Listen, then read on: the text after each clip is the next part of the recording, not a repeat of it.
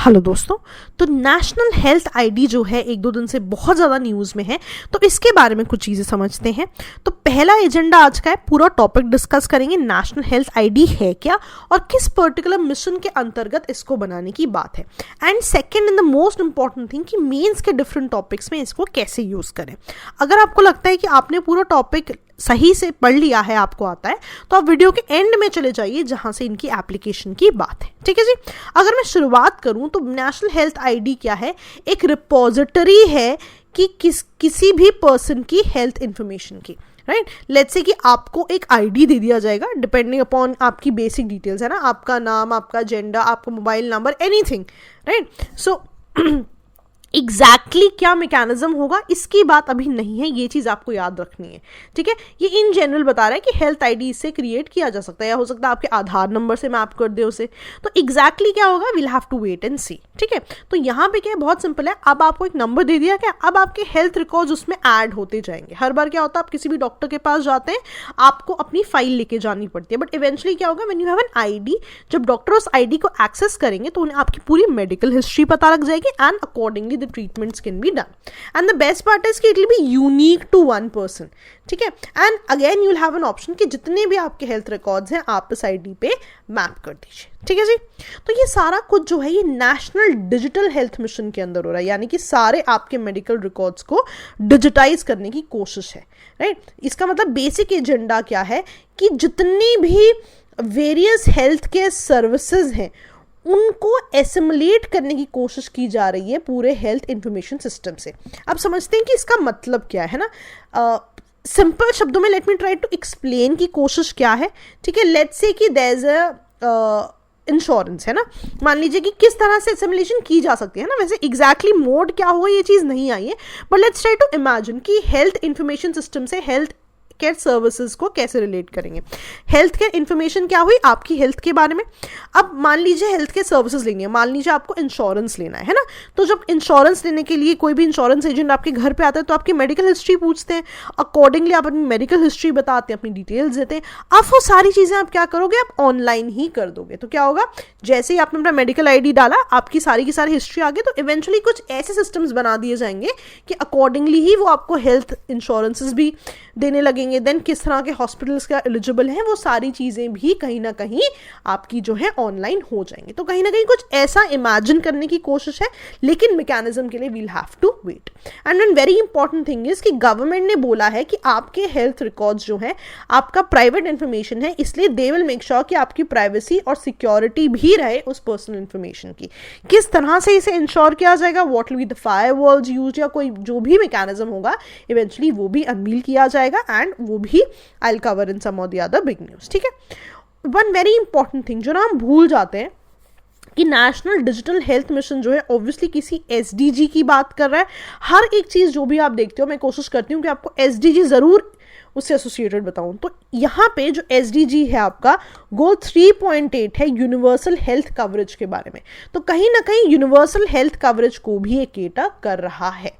ठीक है, and one very important point is कि फाइनेंशियल रिस्क प्रोटेक्शन भी है। कैसे जी, ऑब्वियसली जब आपकी इंश्योरेंस भी इससे एसोसिएट कर देंगे तो अल्टीमेटली क्या है कि अगर आप देखो इंडिया में बहुत से लोगों के पास, रादर मेजॉरिटी लोगों के पास इंश्योरेंस ही नहीं है।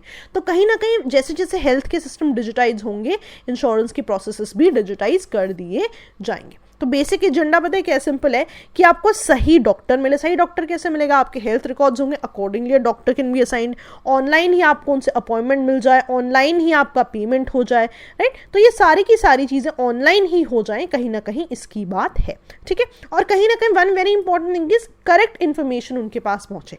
यूजली क्या होता है कि कभी कभी हम कोई डिटेल मिस कर जाते हैं, ठीक है, या हो सकता है lot of people don't tell the whole medical history, तो वो चीज़ जो है अब नहीं होगी। अब कौन रिस्पॉन्सिबल है इसके लिए, ठीक है, अगर आप ध्यान से देखो तो नेशनल हेल्थ अथॉरिटीज़ के लिए इसके लिए रिस्पॉन्सिबल है। जिस तरह के आपके बाकी प्रोजेक्ट्स हैं लाइक आयुष्मान भारत या जन आरोग्य योजना, ये सभी भी नेशनल हेल्थ अथॉरिटी ही रोल आउट कर रही है। और कौन सी मिनिस्ट्री, ऑब्वियसली हेल्थ की बात है तो ministry of health and family welfare.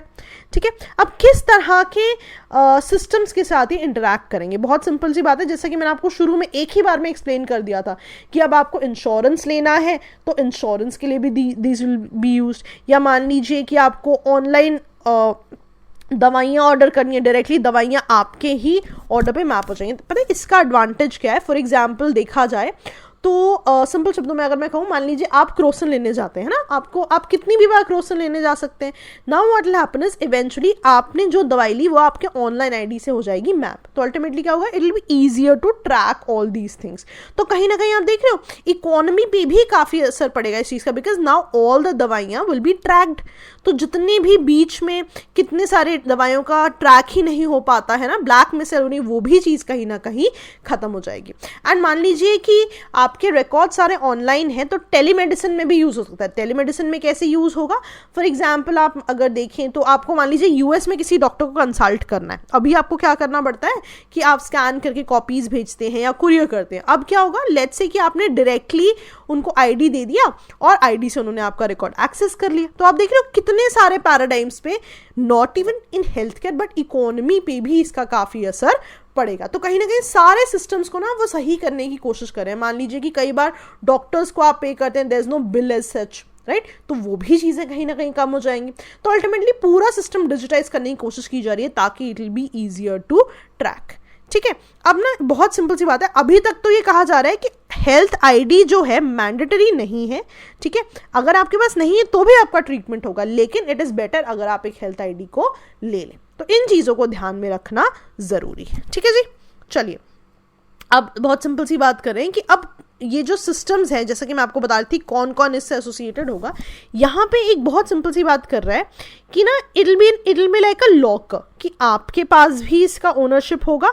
ठीक है, लेकिन अगेन जो कंपनी आपको वो डेटाबेस प्रोवाइड कर रही है उनके पास भी ओनरशिप होगी एंड सरकार के पास भी। कहने का मतलब क्या है, maybe they will give you some sort of login IDs कि इस लॉगिन आईडी से आप इनको एक्सेस कर सकते हैं। ठीक है, वन वेरी इंपॉर्टेंट थिंग, अगर आप देखो मैंने यूपीआई को अंडरलाइन किया हुआ है, बहुत सिंपल सी बात कर रहा है कि वैसे तो मिशन की डिटेल्स अवेटेड है, पर सिंपल शब्दों में आप इसे यूपीआई समझो।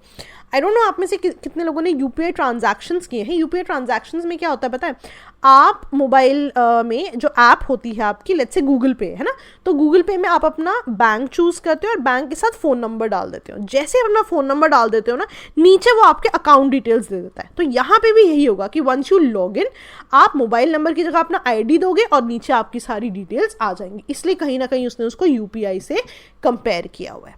ठीक है जी, समझ में आया? चलिए क्या पहले ऐसे कुछ सिस्टम्स आए हैं। ठीक है, तो यूके में भी ऐसा ही एक रिकॉर्ड सिस्टम बनाने की कोशिश की गई थी और उन्हें कहा गया था भाई 2005 में बोला कि 5 साल 2010 तक हम ये रिकॉर्ड सिस्टम पूरा बना देंगे। लेकिन इतना ज़्यादा एक्सपेंसिव हुई ये चीज़ कि कहीं ना कहीं इसको रोक दिया गया and this whole system was suppose to be one of the most expensive health care IT failures. तो कहीं ना कहीं यूके में दिस इज फेल्ड, बट क्या इंडिया में सक्सेसफुल होगा, दिस ओनली आने वाला समय हमें बता सकता है।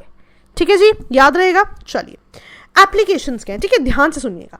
लेट्स से कि आपको एक क्वेश्चन आ जाता है, डिजिटल इंडिया कितना सक्सेसफुल है ना, तो आपको नहीं लग रहा है डिजिटल इंडिया के इनिशिएटिव से डायरेक्टली तो कनेक्ट हो गया। तो जब आप डिजिटल इंडिया को कोड करेंगे, आप कोड कीजिए, जब डिजिटल इंडिया को आप कोड करेंगे हेल्थ केयर के टर्म्स में, तो आप लिखिए कि नेशनल हेल्थ आईडी की बात हो चुकी है, राइट। इंडिया कितना आगे आ गया है कि पहले इंडिया के सारे हेल्थ रिकॉर्ड्स प्रिंट्स में होते थे, फाइल्स में होती थी, अब इंडिया आईडी बनाने की बात कर रहा है, तो डिजिटल इंडिया में इस पर क्वेश्चन आ सकता है। ठीक है, फिर आयुष्मान भारत की बात कर रहा है, आप हमेशा लिख सकते हो कि आयुष्मान भारत जैसे सिस्टम से इनको लिंक किया जा सकता है ना, क्योंकि अभी तक पूरी की पूरी मैकेनिज्म्स नहीं आए हैं। तो हो सकता है आपसे सजेशंस पूछ ले, तो सजेशंस में आप उसे आयुष्मान भारत से कंपेयर कर दीजिए या बोल दीजिए उनके सिस्टम से इंटीग्रेट कर दें। एक और तरह का क्वेश्चन, थर्ड नंबर देखो कि स्टेप्स इन हेल्थ केयर की, अगर मान लो आपसे पूछ ले कि इंडिया हेल्थ केयर में क्या स्टेप्स ले रहा है, आप वहां लिख लीजिए कि हेल्थ केयर को डिजिटाइज करने की कोशिश की जा रही है। ठीक है, तो ऐसे भी आप इनको कोशिश लिख सकते हो। अब मान लो ना हेल्थ केयर के एसोसिएटेड आपसे इशू या वे फॉरवर्ड पूछ ले, है ना, जो चौथी और पांचवी चीज है।